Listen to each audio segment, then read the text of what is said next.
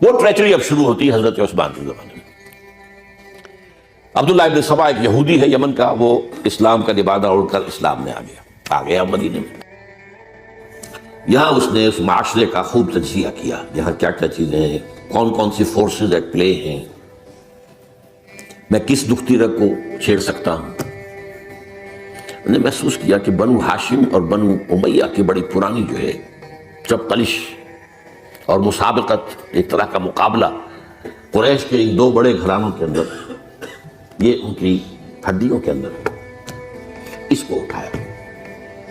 اب عجیب بات اصل میں یہ ہے کہ خلیفہ اول نہ بنو امیہ میں سے تھے نہ بنو ہاشم میں سے، بنو ہاشم اور بنو امیہ کا معاملہ تھا۔ قریش تو سب ہے، تو قریش جو ہے بڑا قبیلہ تھا، اس میں گھرانے یہ تھے، بنو امیہ، بنو ہاشم۔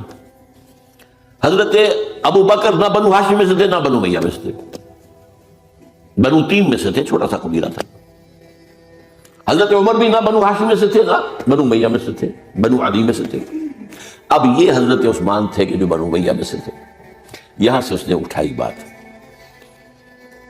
اور ایسی ایسی باتیں شروع کی جو عوام جو ہیں، جو پورا رسوخ فی العلم حاصل نہیں ہوتا، وہ اس کے اندر بہہ جاتے ہیں۔ دیکھو یہ کیسے ہو سکتا ہے کہ ہمارے نبی جو ہیں وہ تو زمین میں دفن ہیں اور عیسیٰ جو ہے آسمان پر بیٹھے ہیں،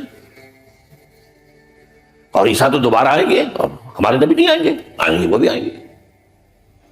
اور ہر نبی کا ایک وصی ہوتا ہے، محمد کا وصی علی ہے، اسی ہونا چاہیے خلیفہ، وہ بنو ہاشم میں سے۔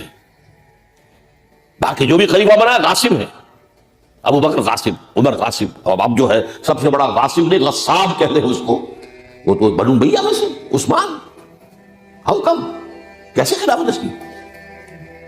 اور اس نے اس تک بات بڑھائی ہے کہ حضرت علی تو خدا ہے، اوتار ہے خدا کا۔ یہ ساری باتیں اس نے پھیلائی اور فتنہ برپا، اور اس کی ایک خاص ٹیکنیک اس نے ایجاد کی۔ سب سے پہلے اس نے جا کر کوفے میں اپنا میدان جمایا۔ حضرت عثمان کے بارے میں تو اپنا بہت ہی، وہ تو اپنے رشتہ داروں کو پالتا ہے، ان کو عہدے سارے اپنے رشتہ داروں کو دے دیے ہیں، اور انہیں دولت انہیں دیتا ہے، یہ کرتا ہے، معاذ اللہ معاذ اللہ۔ وہاں پہ ذرا کسی نے جو وہاں کے گورنر تھے ذرا بات پوچھ کی، تو وہاں اپنے ہم خیال چھوڑ کر شام چلا گیا، وہاں جا کے وہی بات، وہاں ایک گروپ بنا لیا، پھر مصر چلا گیا، وہاں جا کر وہی بات۔ اب ظاہر بات ہے اس زمانے میں نہ کوئی ٹیلی کمیونیکیشن، نہ کوئی ٹیلی فون، نہ کوئی تار، کوئی اطلاعات کا وہاں پہنچنا ہمارا، اس میں یہ ہے کہ وہ فتنہ تو جنگل کی آگ کی طرح بڑھ گیا، اس کا معالجہ کرنے والا جو ہے، اس میں حضرت معاویہ نے کہا بھی رضی اللہ تعالیٰ عنہ، آپ ہمیں اجازت دیں ہم آ کر کچل دیں ان کو۔ گورنر تھے شام کے، انہوں نے کہا میں فوجیں لے کر آتا ہوں ان کو کچل دیتا ہوں۔ حضرت عثمان فرماتے ہیں جب تک یہ کوئی ایسا جرم کر نہ دیں کہ جس پر کو وہ گویا کہ زد میں آ جائے، قانون کی زد میں، اگر یہ مجھے قتل کرنا چاہتے ہیں قتل کر دیں، پھر ان سے قصاص لے لینا، لیکن جب تک یہ قتل کرتے نہیں تو میں کس جرم میں انہیں ماروں؟ عمرو بن العاص کی طرف سے آتا رہا، لیکن بہرحال یہ فتنہ اتنا بڑھا اتنا بڑھا اتنا بڑھا، مدینے میں حضرت علی کہتے رہے آپ ہمیں اجازت دیں، ہم ان کو ختم کرتے ہیں۔ یہ ایک علیحدہ بات ہے، میری کتاب جو ہے شہید مظلوم کا مطالعہ کیجیے، آپ اس کی تفصیل میں جانے کا یہ موقع نہیں ہے۔ یہ کتنی بڑی عظیمت ہے، لوگ سمجھتے ہیں کہ یہ تو بڑی کمزوری دکھائی حضرت عثمان، میں کہتا ہوں اس سے بڑی عظیمت کوئی نہیں ہو سکتی۔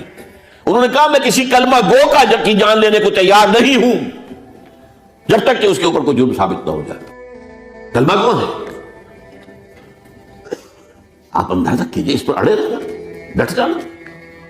یہ تو وہی بات ہے جو حابیل نے کہی تھی اپنے بھائی سے قابیل سے کہ بھائی جان اگر آپ مجھے قتل کرنے کے لیے ہاتھ بڑھائیں گے تو میں تو اپنا ہاتھ نہیں اٹھاؤں گا آپ کو قتل کرنے کے لیے، میں تو چاہتا ہوں کہ آپ اپنے گناہوں کے ساتھ میرے گناہ بھی لے جائیں، مجھے قتل کر دیں گے تو میرے گناہ جو حساب ہے آپ کے ختم ہو جائے گا۔ حضرت عثمان 1000 مربع میل کا رقبہ ہے جس کے اوپر ان کی حکومت چل رہی ہے، اور فوجیں ہیں مصر سے اور دمشق سے بار بار اجازت مانگ رہی ہے۔ یہاں حضرت طلحہ، حضرت زبیر، حضرت علی اجازت مانگ رہے ہیں، نہیں، جب تک یہ کوئی جرم کر نہ لیں اس وقت، جب یہ جرم کر لیں گے پھر تم لینا اس سے قصاص سزا دے دینا۔